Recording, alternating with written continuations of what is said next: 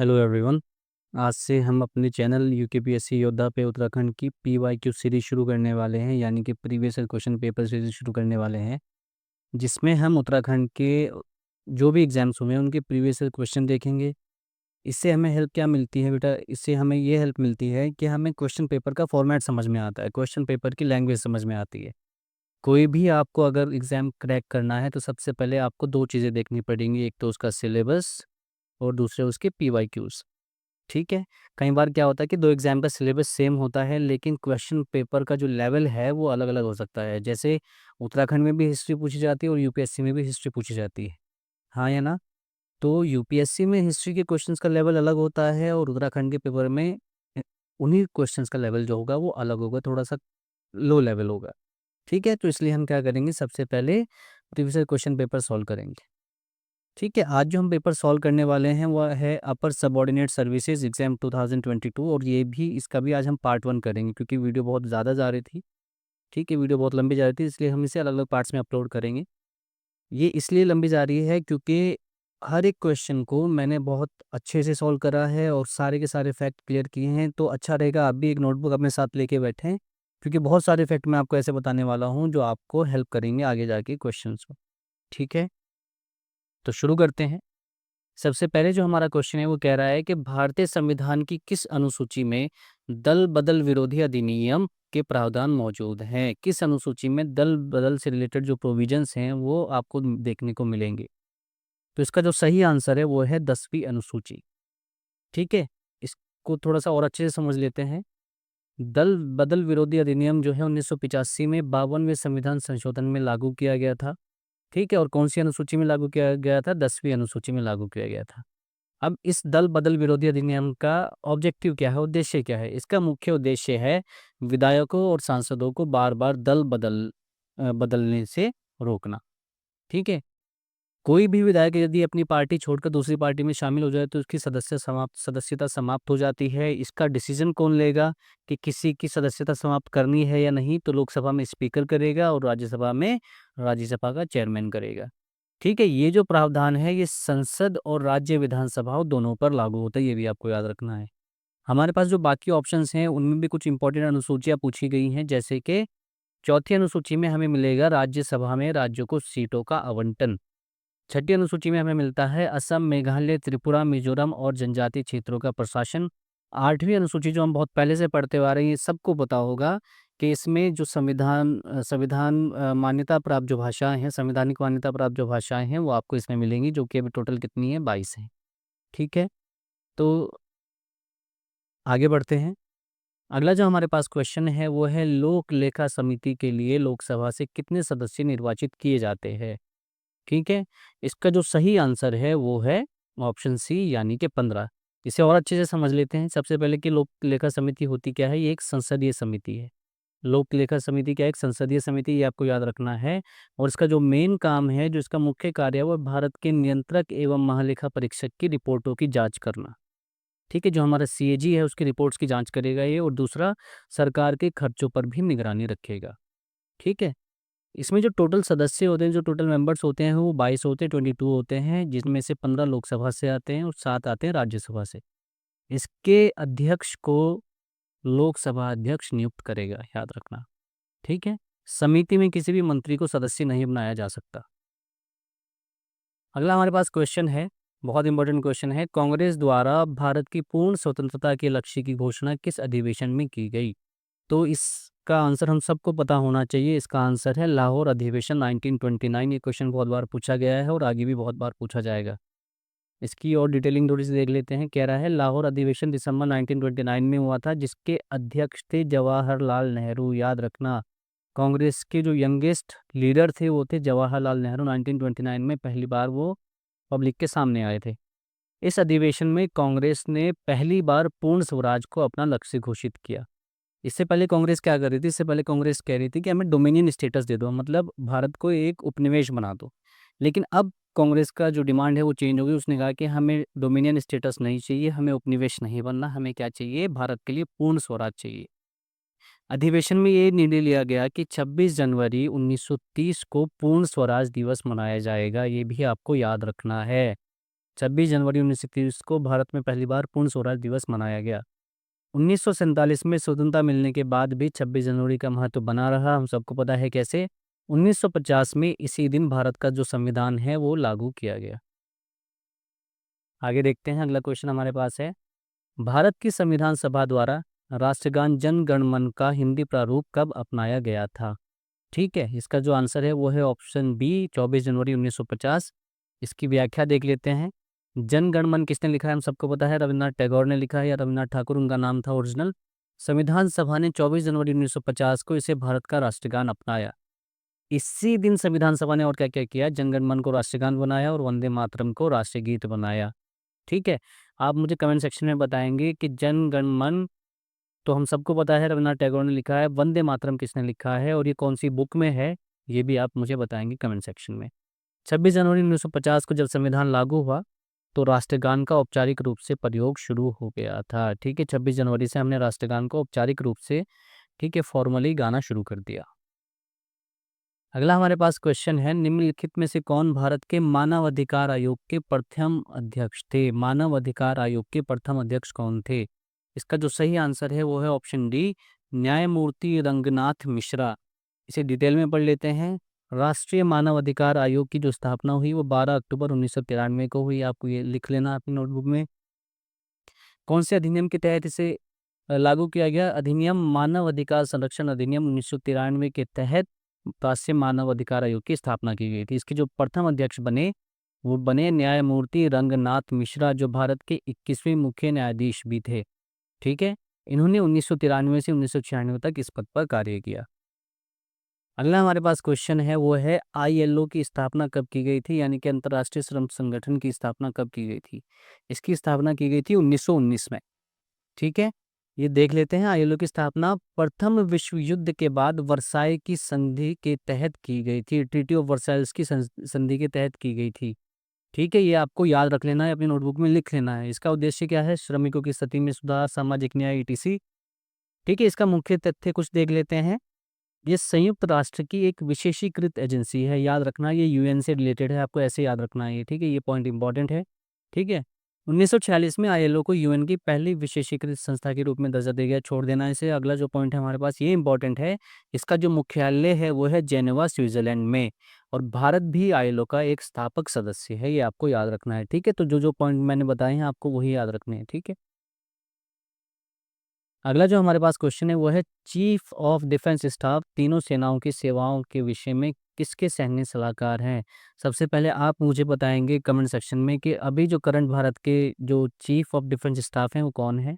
ठीक है, क्वेश्चन है कि तीनों सेनाओं की सेवाओं के विषय में किसके सैन्य सलाहकार हैं, तो किसे सैन्य सलाह देते हैं? तो इसका जो सही आंसर है वो भारत के रक्षा मंत्री हैं। ठीक है, सीडीएस का पद भारत सरकार ने 2019 में गठित किया था, हम सबको पता है। ये पद तीनों सेनाओं के बीच समन्वय स्थापित करने के लिए, तीनों सेनाओं के बीच में कोऑर्डिनेशन बनाने के लिए है। ठीक है, सीडीएस भारत सरकार के रक्षा मंत्री के मुख्य सलाहकार होते हैं, जो अभी मैंने आपको बताया उसका ऑप्शन क्या है, भारत के रक्षा मंत्री। ठीक है, राष्ट्रपति क्यों नहीं? राष्ट्रपति संवैधानिक रूप से तीनों सेनाओं का सर्वोच्च कमांडर होता है, लेकिन व्यवहारिक नहीं है, प्रैक्टिकली नहीं है। ठीक है, प्रैक्टिकली कौन है? रक्षा मंत्री है, इसलिए सलाहकार की भूमिका रक्षा मंत्री को दी गई है। अगला हमारे पास जो क्वेश्चन है बहुत बार रिपीट होता है, कई बार रिपीट हुआ है और आगे भी रिपीट होता रहेगा, इंपॉर्टेंट क्वेश्चन है। ठीक है, संपत्ति का अधिकार यानी कि राइट टू प्रॉपर्टी कौन सी श्रेणी में सम्मिलित है? इनमें से कौन सा है? मौलिक अधिकार है, प्राकृतिक है, कानूनी है, या फिर मानव अधिकार है? तो इसका जो सही आंसर है वो है कानूनी अधिकार। ठीक है, इसकी डिटेल्स देख लेते हैं, एक्सप्लेनेशन देख लेते हैं। कह रहा है कि मूल रूप से संपत्ति का अधिकार एक मौलिक अधिकार था। ठीक है, ये अनुच्छेद 19(1)(f) और अनुच्छेद 31 के तहत नागरिकों को गारंटी दी गई थी संपत्ति के अधिकार की। बाद में इसमें चेंज किया गया। 44वें संविधान संशोधन अधिनियम 1978 के तहत इसे मौलिक अधिकार से हटा के एक कानूनी अधिकार बना दिया गया। अब इसे आर्टिकल 301 के अंतर्गत एक कानूनी अधिकार के रूप में रखा गया है, ये आपको याद रखना है आर्टिकल भी। ठीक है, अब जो संपत्ति का अधिकार है कानूनी अधिकार है, आर्टिकल 300A में इसे डिस्क्राइब किया गया है। अगला जो हमारे पास क्वेश्चन है, निम्नलिखित में से कौन क्षेत्रीय परिषद की अध्यक्षता करता है? जोनल काउंसिल भी बोलते हैं क्षेत्रीय परिषद को, कौन इसकी अध्यक्षता करता है? तो इसका जो सही आंसर है वो है भारत के गृह मंत्री। ठीक है, एक्सप्लेनेशन देख लेते हैं। इनकी स्थापना राज्यों के पुनर्गठन अधिनियम 1956 के अंतर्गत की गई थी। ठीक है, जनरल काउंसिल जो आए थे वो इस अधिनियम के बाद आए थे। अभी कुल हमारे पास 5 क्षेत्रीय परिषद हैं, उत्तरी, मध्य, पूर्वी, पश्चिमी और दक्षिणी। ठीक है, इसकी अध्यक्षता, प्रत्येक क्षेत्रीय परिषद की अध्यक्षता भारत के गृह मंत्री करते हैं। इसके अलावा संबंधित क्षेत्र के मुख्यमंत्री जो हैं हम उन्हें उपाध्यक्ष बनाते हैं, ये भी हमें याद रखना। अध्यक्ष कौन बनेगा? भारत के गृह मंत्री बनेंगे। ठीक है, अब जिस जोन की बात हो रही है उस जोन के जो सीएम रहेगा, उस जोन का जो मुख्यमंत्री रहेगा उसे हम उपाध्यक्ष बना देंगे। ठीक है, इसका उद्देश्य क्या है? राज्यों के बीच सहयोग, सीमा विवाद, जल बंटवारा, इन सबको समाधान करना है। अगला हमारे पास क्वेश्चन है, यदि किसी पंचायत को भंग किया जाता है तो उसके चुनाव को डैश के भीतर हो जाने चाहिए। ठीक है, उसके जो चुनाव है कितने दिन के अंदर आपको कराने पड़ेंगे अगर कोई पंचायत जो है वो भंग हो जाती है। ठीक है, तो इसका जो सही आंसर है 6 महीने। ठीक है, ये ध्यान से समझ लेना, बहुत इंपॉर्टेंट है। पंचायतों से संबंधित जो प्रावधान है वो अनुच्छेद 243 ई में है, भाग 9 में। ठीक है, पंचायतों का कार्यकाल 5 वर्ष होता है, हम सबको पता है। यदि किसी कारणवश पंचायत को भंग कर दिया जाता है तो 6 माह के भीतर दोबारा आपको इलेक्शन कराने पड़ेंगे, लेकिन इसकी भी एक कंडीशन है। यदि पंचायत का कार्यकाल पूरा होने वाला है, मतलब 5 साल पूरे होने वाले हैं और अब 6 माह से भी कम का टाइम बचा है, तो फिर आपको दोबारा इलेक्शन कराने की जरूरत नहीं है, कार्यकाल पूरा करने का आप वेट करेंगे। ठीक है, अगला हमारे पास जो क्वेश्चन है, भारत में सार्क यानी कि south Asian association for regional cooperation, Dakshesh भी बोलते हैं जिसे, इसका शिखर सम्मेलन सर्वप्रथम किस वर्ष आयोजित किया गया था? तो इसका जो सही आंसर है वो है 1986। एक्सप्लेनेशन देख लेते हैं। सार्क की स्थापना वर्ष 1985 में ढाका में की गई थी। बहुत इंपॉर्टेंट पॉइंट है, 1985 में ढाका बांग्लादेश में की गई थी। इसकी जो सदस्य देश हैं वो है भारत, पाकिस्तान, नेपाल, बांग्लादेश, भूटान, श्रीलंका, मालदीव, और बाद में इसमें अफगानिस्तान भी जोड़ा गया था 2007 में, ये याद रखना। ठीक है, भारत में पहला जो सार्क सम्मेलन हुआ था वो 1986 में बेंगलुरु, कर्नाटक में आयोजित किया गया था। ठीक है, ये ओवरऑल अगर देखें तो सार्क का दूसरा शिखर सम्मेलन था। अगला हमारे पास जो क्वेश्चन है, निम्नांकित में से कौन सा संवैधानिक संशोधन भारत से पिछड़ी जातियों के लिए राष्ट्रीय आयोग के गठन से संबंधित है? ठीक है, कौन से संविधान संशोधन में पिछड़ी जातियों के लिए राष्ट्रीय आयोग की गठन किया गया था, ये आपको बताना है। ठीक है, तो इसका जो सही आंसर है वो है ऑप्शन सी, 102वां संवैधानिक संशोधन। इसकी एक्सप्लेनेशन देख लेते हैं।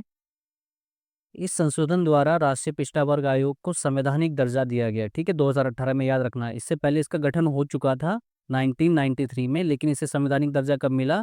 2018 में 102वां संविधान संशोधन अधिनियम उसके बाद इसे संवैधानिक दर्जा मिला।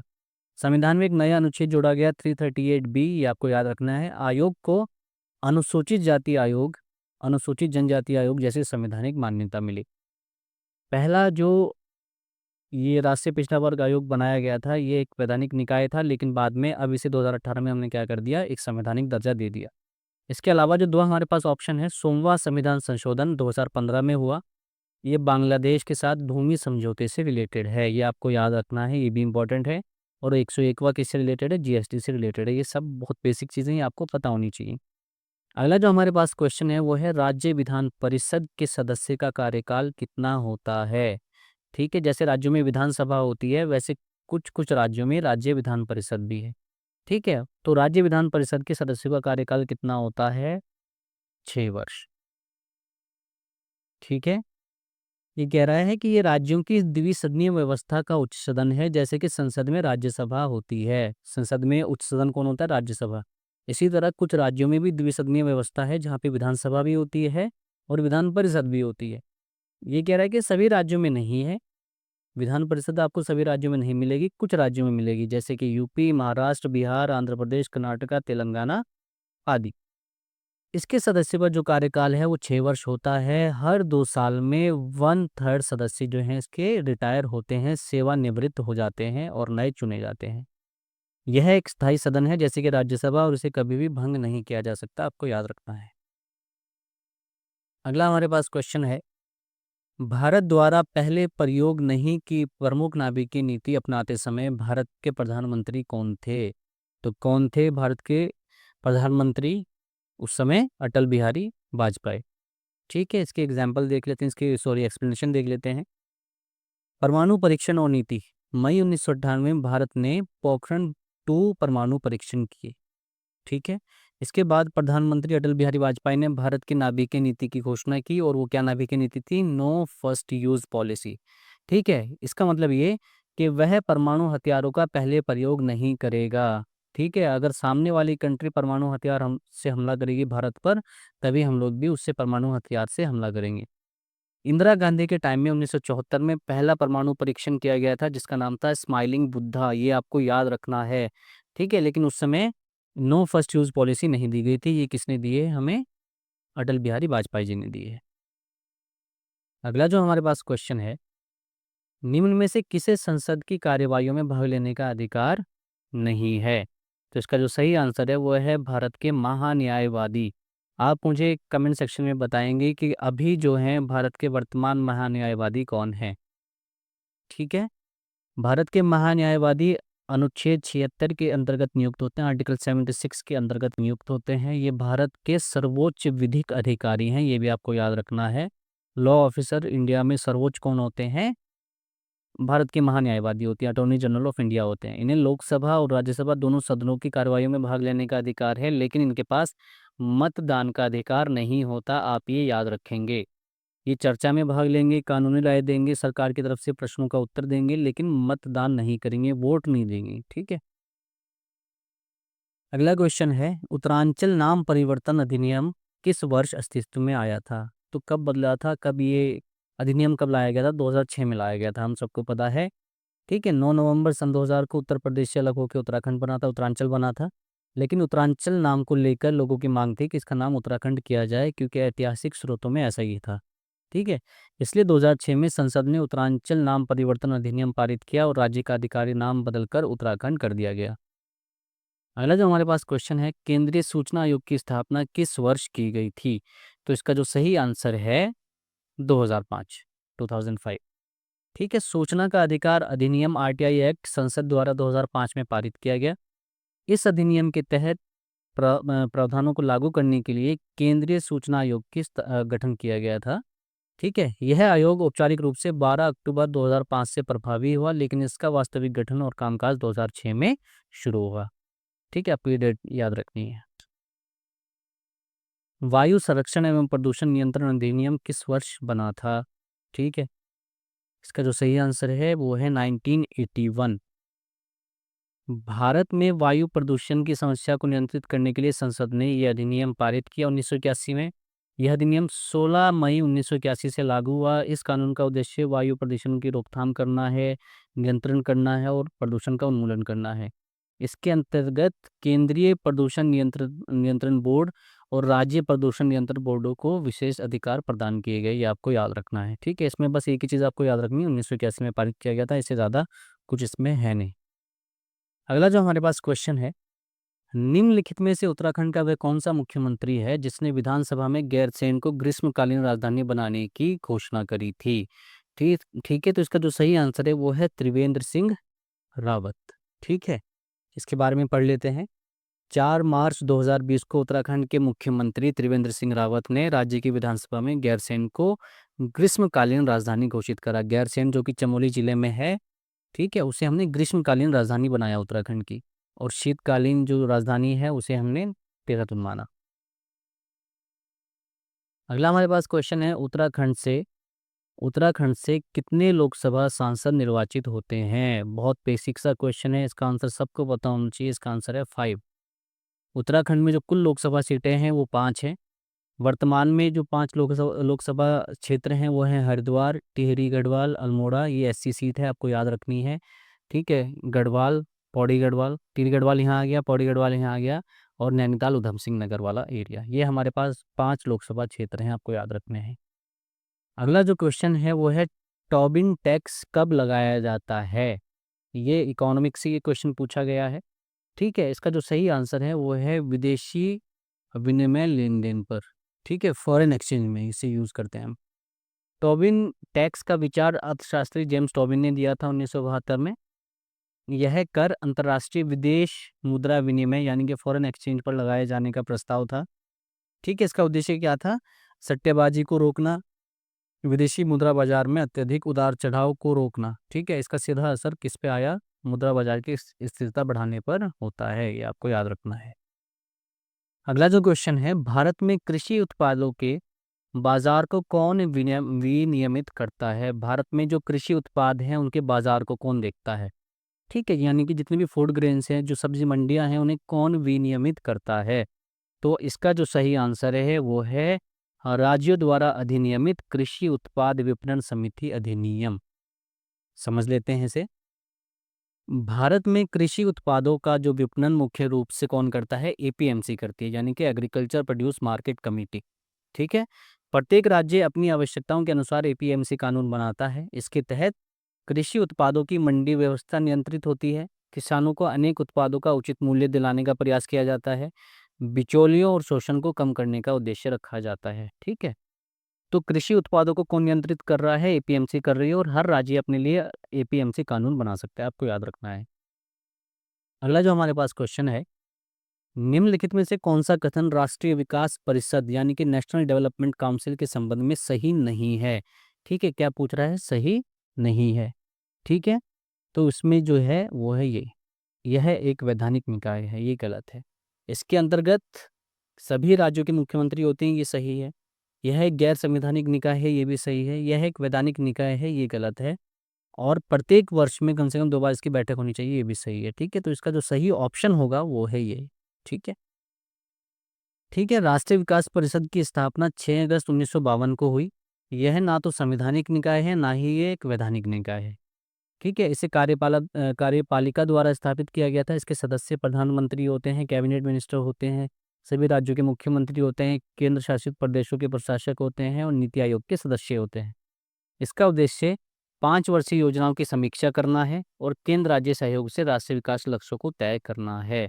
ठीक है, हर 5 वर्षीय योजना को ये देखता है, उनकी समीक्षा करता है, उन्हें स्टडी करता है और आगे के लिए प्लान बनाता है। ठीक है, अगला जो हमारे पास क्वेश्चन है वो है, राष्ट्रीय खाद्य सुरक्षा मिशन की शुरुआत किन वस्तुओं के उत्पादन को बढ़ाने के लिए की गई थी?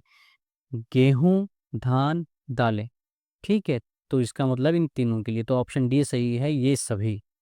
ठीक है, राष्ट्रीय खाद्य सुरक्षा मिशन की शुरुआत 2007-8 में की गई थी, 11वीं पंचवर्षीय योजना के दौरान। देश में खाद्यान्न उत्पादन को बढ़ाना और खाद्य सुरक्षा सुनिश्चित करना इसका उद्देश्य है। ठीक है, धान, गेहूँ, दालें सारे इसमें आते हैं। बाद में इसमें मक्की, ज्वार, बाजरा और तिलहन भी जोड़े गए। अगला हमारे पास जो क्वेश्चन है, कौन सी योजना को रोलिंग प्लान भी कहा जाता है? कौन सी पंचवर्षीय योजना को रोलिंग प्लान भी कहा जाता है? तो इसका जो सही आंसर है वो है ऑप्शन बी, 5वीं योजना। भारत की 5वीं पंचवर्षीय योजना जो 1974-79 को होने वाली थी, इसने 1970 में भारतीय जनता पार्टी यानी कि जनता पार्टी, उस समय जनता पार्टी उसका नाम था, उसने इस योजना को बंद कर दिया। फिर से समझो, भारत की 5वीं पंचवर्षीय योजना जो 1974 से 79 के बीच में होने वाली थी, उसे 1970 में जनता पार्टी सरकार ने समाप्त कर दिया। इसके स्थान पर 1978 और 80 के बीच रोलिंग प्लान लागू किया गया। अब ये है क्या? रोलिंग प्लान का विचार अर्थशास्त्री गुनार मिडल ने दिया था, ये आपको याद रखना है। और इसकी विशेषता ये थी कि इसकी कोई निश्चित समय अवधि नहीं है। ठीक है, योजना को हर साल संशोधित व बढ़ाया जा सकता था, लेकिन ये ज़्यादा देर तक नहीं टिका। 1980 में कांग्रेस सरकार फिर से वापस आई और उसने 6वीं पंचवर्षीय योजना शुरू की। ठीक है, तो ये कुछ इंपॉर्टेंट क्वेश्चंस थे। अगर आप यहाँ तक टिके हैं और आपको ये वीडियो अच्छी लगी है, यूज़फुल लगी है, तो आप हमारे चैनल को सब्सक्राइब कर सकते हैं। और सेम इसी नाम से हमारा जो चैनल है इंस्टाग्राम पे भी अवेलेबल है, यूकेपीएससी योद्धा। वहाँ पे आप हम लोगों को फॉलो कर सकते हैं और हम इस सीरीज़ को कंटिन्यू रखेंगे। आने वाले टाइम में हम उत्तराखंड का जो सिलेबस है उसे भी कवर करने वाले हैं, तो हमसे जुड़े रहिए और कमेंट सेक्शन में बताइए कि हम अपनी वीडियोस को और अच्छी कैसे बना सकते हैं और ज़्यादा इम्प्रूव कैसे कर सकते हैं। Thank you for watching. Subscribe करो, लाइक करो और अपने जो दोस्त तैयारी कर रहे हैं उनके साथ भी आप इस वीडियो को शेयर कर सकते हैं। Thank you everybody.